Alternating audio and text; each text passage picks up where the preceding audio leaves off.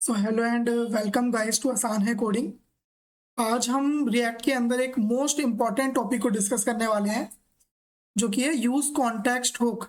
Use context को क्यों use करना है, किस तरीके से यूज करना है, ये सारी चीजें आज की क्लास में हम लोग डिस्कस करने वाले हैं।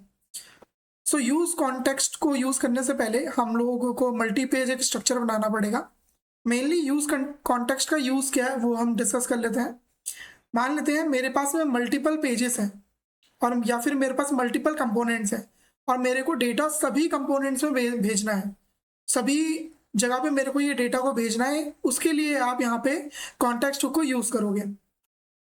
समटाइम्स ऐसा होता है कि मेरे पास ये अलग अलग कंपोनेंट्स हैं, और इस वाले कंपोनेंट को अगर ये नेस्टेड कंपोनेंट होते, और इन सभी कंपोनेंट को जैसे मैंने ऐप को ओपन किया, ऐप के अंदर ये एक अलग पेज है, होम पेज है सपोज।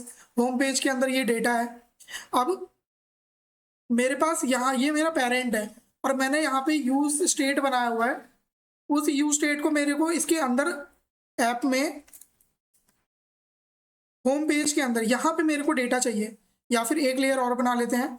डेटा मेरा यहाँ पे है, यूज स्टेट मेरा यहाँ पे है, और उस यूज स्टेट के डेटा को यूज करना है इस हेडर के अंदर यहाँ पे। तो आप देख रहे हैं बहुत ज़्यादा नेस्टेड स्ट्रक्चर हो चुका है।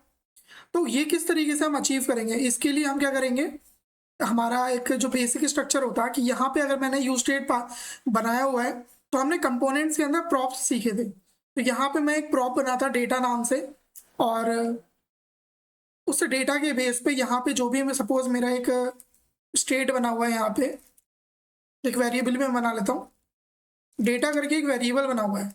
अब इसको मेरे को यहाँ पे पास करना है, तो मैं यहाँ पे एक प्रॉप बनाऊंगा। फिर ऐप के अंदर मैं जाऊंगा, यहाँ पे इसको रिसीव करूंगा डेटा नाम के वेरिएबल से। फिर पब्लिक लेआउट में मैं एक प्रॉप बनाऊंगा। फिर पब्लिक लेआउट के अंदर यहाँ पे रिसीव करूंगा। फिर जिसको यूज़ करना है वहाँ पे पास करूंगा। फिर वापस हेडर के अंदर आऊंगा। तो ये जो इतना ज़्यादा हायरार्किकल स्ट्रक्चर होता है, ये आगे जाके बहुत अलग अलग तरीके के इश्यूज क्रिएट करता है। बीच में अगर आपने कहीं पे स्पेलिंग मिस्टेक कर रखी है, तब ये इशू हो जाएगा, तब डेटा पास नहीं होगा। और बीच के कंपोनेंट्स को यूज़ करने की ज़रूरत ही नहीं थी। ऐप को ज़रूरत ही नहीं थी इस वेरिएबल की, इस पर्टिकुलर प्रॉप्स की। जब भी आपका कोई भी प्रॉप चेंज होता है, तो पूरा का पूरा कंपोनेंट री रेंडर होता है। ये हम कंपोनेंट वाली क्लास में देख चुके हैं। अगर आपको प्रॉप्स या कंपोनेंट में कोई डाउट है, तो प्लीज़ आप हमारी कंपोनेंट वाली वीडियो को देखिए। उसके बाद भी कोई डाउट रह जाता है तो आप कमेंट आउट कर सकते हैं, कमेंट कर सकते हैं। अब क्योंकि मेरे मेरे इस डेटा वेरिएबल की मेरे इस ऐप को ज़रूरत नहीं थी, लेकिन जब भी ये डेटा वेरिएबल चेंज होगा, तो मेरा ये वाला कंपोनेंट भी री रेंडर होगा। सिमिलरली पब्लिक लेआउट को भी इस डेटा वेरिएबल की ज़रूरत नहीं थी, लेकिन जैसे ही ये स्टेट चेंज हो रहा है, वैसे ही हमें ये पूरा कंपोनेंट री रेंडर होगा। यूज़ सिर्फ इस हेडर को था, सिर्फ इस हेडर को ये डेटा वेरिएबल चाहिए था। आगे जाके ये और बड़ी बड़ी प्रॉब्लम बनता है, जिसको हम एक प्रॉप ड्रिलिंग भी बोलते हैं इस प्रॉब्लम को। तो प्रॉप ड्रिलिंग को हैंडल करने के लिए, इसको शॉर्ट आउट करने के लिए, हम रिएक्ट ने एक नया हुक को क्रिएट किया है, जिसको हम बोलते हैं यूज़ कॉन्टेक्स्ट हुक। तो आज की पूरी क्लास में हम डीपली यूज़ कॉन्टेक्स्ट हुक के बारे में पढ़ने वाले हैं। तो गाइज बने रहिए इस क्लास में। चलिए शुरू करते हैं यूज़ कॉन्टेक्स्ट हुक। तो एक बार स्ट्रक्चर समझ लेते हैं। हम यहाँ पे रिएक्ट राउटर यूज़ कर रहे हैं मल्टीपल पेजेस को क्रिएट करने के लिए। हमारे पास दो पेज है, होम पेज और अबाउट पेज। इसका स्ट्रक्चर आप यहाँ पे देख ही सकते हैं।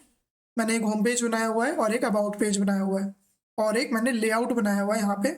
इस लेआउट की मदद से मैं डेटा को इन दोनों के बीच में सेंड कर सकता हूँ।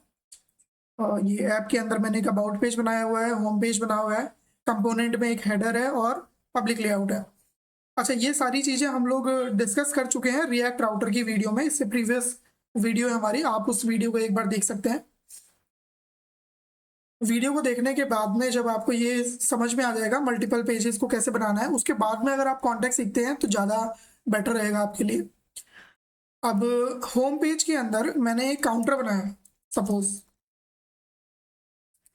Counter, set counter. ये भी हम यूज स्टेट वाली वीडियो में देख चुके हैं, यूज स्टेट 0। और ये हो गया सपोज काउंटर ए, और ये हो गया हमारा काउंटर बी। एक ही काउंटर में भी मैं बना सकता था, एक ही स्टेट में, बट डेमो पर्पज से मैंने यहाँ पे 2 बनाए हुए हैं। फिर मैंने एक पैराग्राफ बनाया, काउंटर ए, ये काउंटर ए की वैल्यू को दिखा रहा है और ये काउंटर बी की वैल्यू को हमें शो करेगा।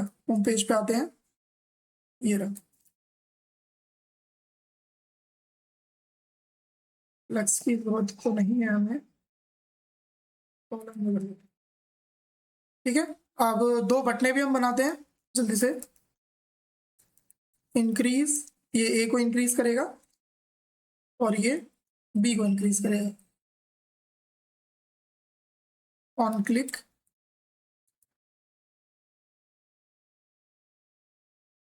सिर्फ इंक्रीज हम लोग बना रहे हैं, हमें डिक्रीज बनाने की कोई जरूरत नहीं है। काउंटर ए को 1 से इंक्रीज कर दो।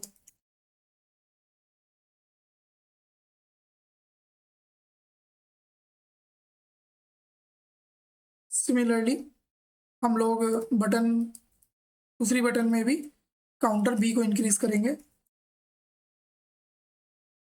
अब जैसे मैं इंक्रीज पे क्लिक कर रहा हूँ तो ये काउंटर ए इंक्रीज हो रहा है, बी पे क्लिक करने पे काउंटर बी हो रहा है। ये सेम चीज हमारे पास अबाउट पेज में भी है, मान के चलते हैं। बस इसको अबाउट पेज कर लेते हैं।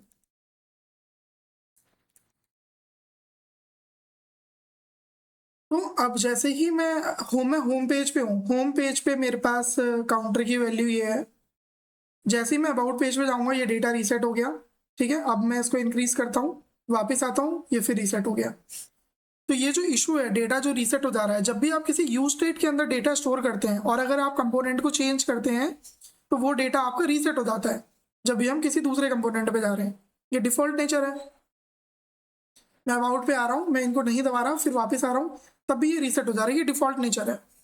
अब मेरे को इस डेटा को परसिस्ट करके रखना है दोनों में। सिंपल परसिस्ट करने के लिए आप लोकल स्टोरेज भी यूज कर सकते हैं, बट अगर आपको रियल टाइम डेटा चाहिए, अगर आप रियल टाइम चीज़ों को शेयर करना चाहते हैं और आप डिस्क में स्टोर नहीं करना चाहते, डिस्क को डेटा आपके उसमें मेमोरी में है, जो भी आप यूज स्टेट वगैरह में बना रहे हैं वो डेटा आपका मेमोरी में सेव हो रखा है। मेमोरी से डेटा फिर आप डिस्क में सेव कर रहे हैं लोकल स्टोरेज की मदद से, फिर लोकल स्टोरेज से डेटा वापस मेमोरी में ला रहे हैं। तो इतना सब करने से बेटर है कि डेटा मेमोरी में ही रहे और वो सभी पेजेस में आपका डेटा भी रहे। मतलब आपको इसको परसिस्ट नहीं करना है डेटा को, लेकिन जब तक यूजर इस टैब पे है तब तक आपको उस डेटा को स्टोर करके रखना है। सपोज आपने लॉगिन किया, लॉगिन करने के बाद में यूजर की लॉगिन की पे जब आपने कॉल करी, उसका यूजर नेम, उसका एक्सेस टोकन, जो भी उसका डेटा है वो सारा का सारा डेटा आप उस टैब के अंदर स्टोर करके रखना चाहते हो, लेकिन लोकल स्टोरेज में नहीं डालना चाहते। क्यों? क्योंकि लोकल स्टोरेज में डायरेक्टली अगर आप डेटा डालोगे तो वो वल्नरेबल है, लोग अलग अलग एक्सेस अटैक कर सकते हैं। कोई भी आपके एप्लीकेशन में जाके, आपके क्रोम के अंदर एप्लीकेशन टैब में जाके लोकल स्टोरेज में जो भी डेटा है, जो भी यूजर नेम है, उन सारे डेटा को रिट्राइव कर सकता है। तो अगर आप डेटा को मेमोरी में ही रखना चाहते हो तो यूज कॉन्टेक्स्ट हुक आपका काफी बेटर है उसके लिए। तो ये कैसे करेंगे एक बार देखते हैं।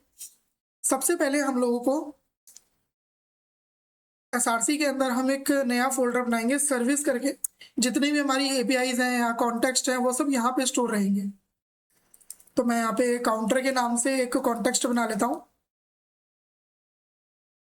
बहुत ही आसान है, आपको बहुत कॉम्प्लेक्स नहीं लगेगा ये, बस रटने वाली बात हो गई यहाँ पे। हमें सबसे पहले यहाँ पे एक कंज्यूमर बनाना पड़ेगा जिसकी मदद से आप डेटा को कंज्यूम करेंगे। तो बस आप इसको रट्टे मार सकते हैं। आपने यहाँ पे एक काउंटर कॉन्टेक्स्ट को क्रिएट किया, उसके बाद में आपने क्रिएट कॉन्टेक्स्ट फंक्शन को कॉल कर दिया। ठीक है, अगेन आपने अब आपको एक प्रोवाइडर बनाना है, counter context provider equals to एक एरो फंक्शन आप यहाँ पे बना लीजिए और रिटर्न कर दीजिए काउंटर कॉन्टेक्स्ट जो आपने अभी ऊपर बनाया है डॉट प्रोवाइडर। इसके अंदर आप यहाँ पे चिल्ड्रन पास कर देंगे।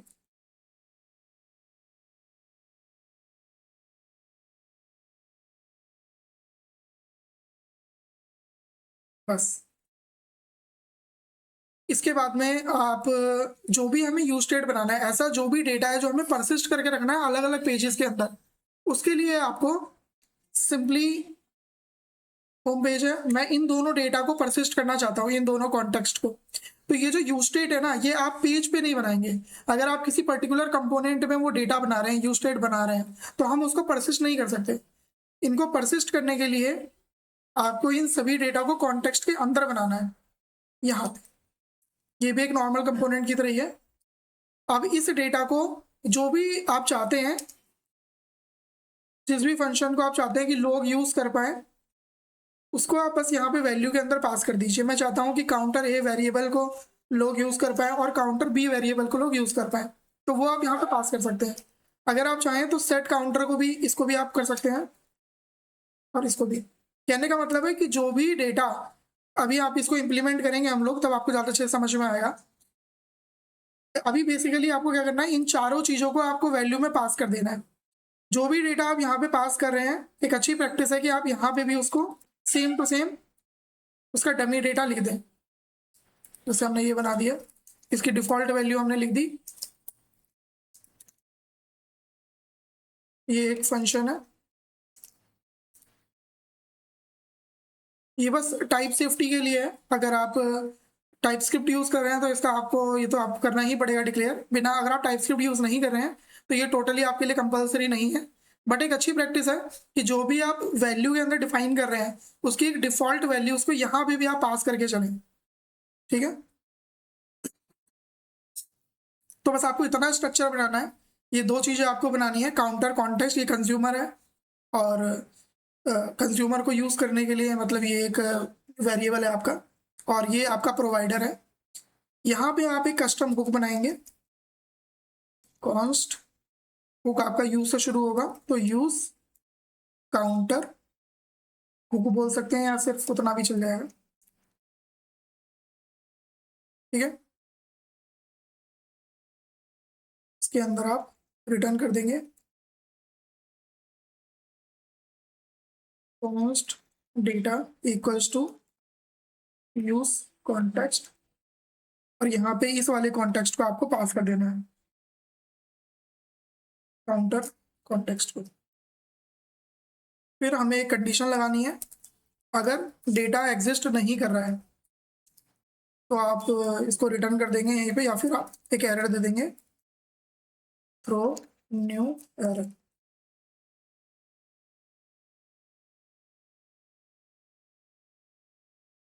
कुछ भी आप लिख सकते हैं, जैसे कॉन्टेक्स्ट इज नॉट सपोर्टेड या प्रोवाइडर इज नॉट।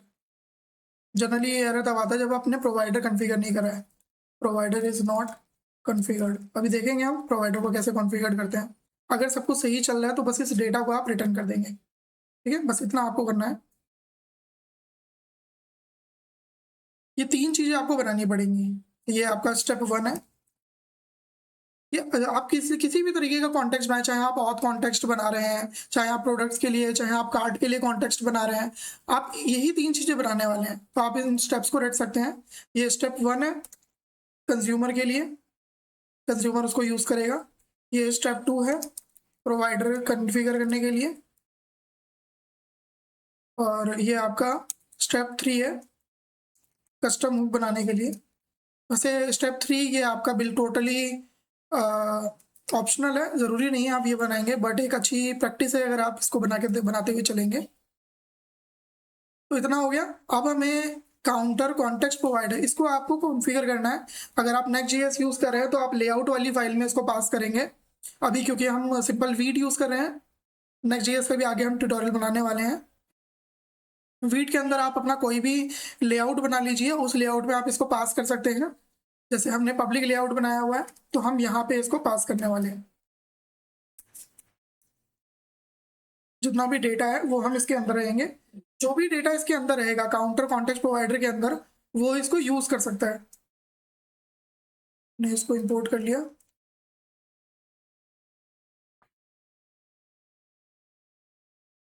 तो इसको अब क्या हुआ इस पे देख लेते हैं एक बार। UseState is not defined. Okay, हमने यहाँ पे यूज स्टेट को इंपोर्ट नहीं किया। अब काउंटर ए होम पेज पे ठीक है, ये हमारा प्रॉपर वर्किंग है। अब होम पेज पे क्योंकि हमने यहाँ से उनको बुक को हटा दिया था, वापस अगर हम लाते हैं तो ये चल रहा है अभी भी। तो प्रोवाइडर को हमने यहाँ पे अपने पब्लिक लेआउट में बनाया है। यहाँ पे आप अपने सभी प्रोवाइडर्स को, अगर आपने एक और सपोज आपने एक और कॉन्टेक्स्ट बनाया है, ऑथ कॉन्टेक्स्ट, तो आप उसको इसके ऊपर पेस्ट कर सकते हैं या इसके नीचे पेस्ट कर सकते हैं। तो यहाँ पे आप इस तरह से मल्टीपल प्रोवाइडर को पास कर सकते हैं इस तरीके से। क्लियर है? ऐसा कुछ स्ट्रक्चर आपका बन जाएगा, बट अभी हमारे पास एक ही है, हमें अब इसकी ज़रूरत नहीं है। अगर आपने ये नहीं बनाया हुआ है कॉन्टेक्स्ट वगैरह, कॉन्टेक्स्ट बनाने के बाद आपने राउटिंग नहीं करी हुई है, तो आप डायरेक्ट यहाँ पे भी पास कर सकते हैं, इधर भी आप बना सकते हैं, कोई इशू नहीं है। यहाँ पे भी ये चल जाएगा, मतलब इसको इस तरह से बनाना पड़ेगा आपको, ऐसे। बट क्योंकि हमारे पास अपना खुद का लेआउट है, इसीलिए हम इसको लेआउट में रखेंगे। हर एक फाइल का एक अलग पर्पस होना चाहिए। लेआउट का बेसिकली यही पर्पस है कि कॉन्टेक्स्ट प्रोवाइड कराना या एक लेआउट बनाना। बट अगर आपने इसको लेआउट में बनाया, जैसे मैंने इसको पब्लिक लेआउट में बनाया है, और यहाँ पे अगर मेरा कोई दूसरा लेआउट भी होता, सपोज मैंने प्राइवेट लेआउट करके बनाया होता या ऑथ लेआउट करके बनाया होता, तो उसके अंदर मेरा ये कॉन्टेक्स्ट काम नहीं करता, फिर मेरे को उसको कॉन्टेक्स्ट के अंदर भी पास करना पड़ता और यहाँ भी पास करना पड़ता। आई होप आपको क्लियर हो रहा होगा। तो अब हमें इसकी ज़रूरत नहीं है, हम लोग डायरेक्ट अब उसको यूज़ करेंगे जो हमने अभी कस्टम हुक बनाया हुआ है। यूज़ काउंटर, शायद यूज़ काउंटर हुक, ये इसको इंपोर्ट कर लेते हैं। Import use counter hook from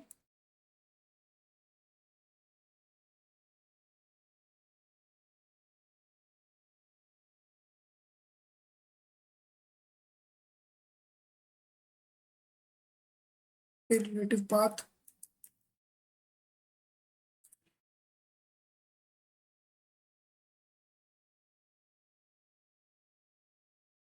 हम लोग होम पेज पे हैं, होम पेज से हमें एक फोल्डर पीछे आना है, फिर हम लोग सर्च के अंदर आ जाएंगे।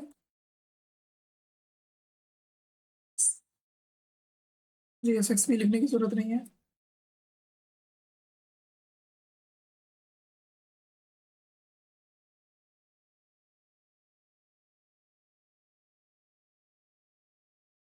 तो ये हो गया हमारे पास। अब ये जो डेटा है ये हम यहाँ पे रिसीव कर लेते हैं। काउंटर ए, काउंटर बी, सेट काउंटर ए और सेट काउंटर बी। हो गया। अब इसको हार्ड रिफ्रेश करते हैं, चल रहा है। काउंटर से इंक्रीज हो रहा है, काउंट इंक्रीज से भी इंक्रीज हो रहा है। आप देख रहे हैं हमने यहाँ पे यूज स्टेट नहीं बना रखा, हमने इस यूज काउंटर हुक की मदद से हमने हमारे कॉन्टेक्स्ट के अंदर बनाया हुआ है।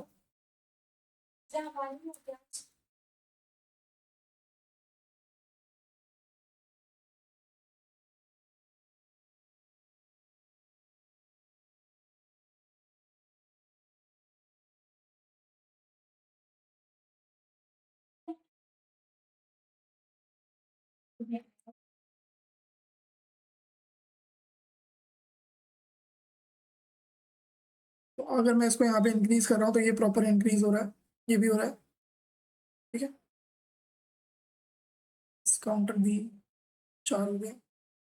तो अब ये डेटा परसिस्ट हो रखा है, ये डेटा रिसेट नहीं होगा क्योंकि ये डेटा कॉन्टेक्स्ट में सेव हो रहा है, काउंटर कॉन्टेक्स्ट में। अब जो चीज़ मैंने होम पेज में करी है, अगर मेरे को यही डेटा अबाउट पेज पे भी चाहिए तो बस मैं इस वाले कोड को कॉपी करूँगा।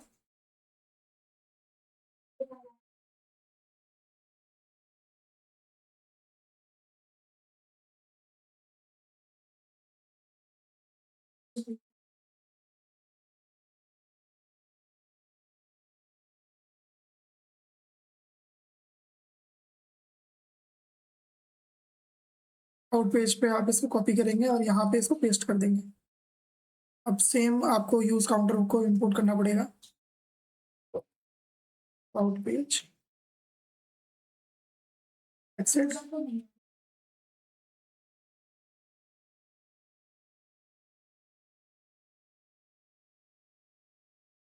अब आप इसको चेक करेंगे, मैं जैसे ही इसको इंक्रीज करूंगा काउंटर ए आपका 6 है, काउंटर बी 3 है। अबाउट पेज पे आते हैं, अब भी इतना ही है। मैं काउंटर बी से इंक्रीज कर रहा हूँ, इंक्रीज भी 4, यहाँ पे भी इतना ही है। सो गाइस इतना ही था हमारे कॉन्टेक्स्ट में। इतना ही, बहुत आसान है एक्चुअल में कॉन्टेक्स्ट, अगर आप इसको एक बार समझने की कोशिश करेंगे। बस कुछ चीज़ें आपको ध्यान रखनी है।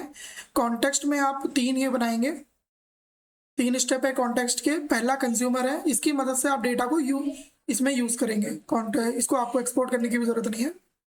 डेटा को यूज़ करने के लिए आप इस वाले हुक को यूज़ करेंगे।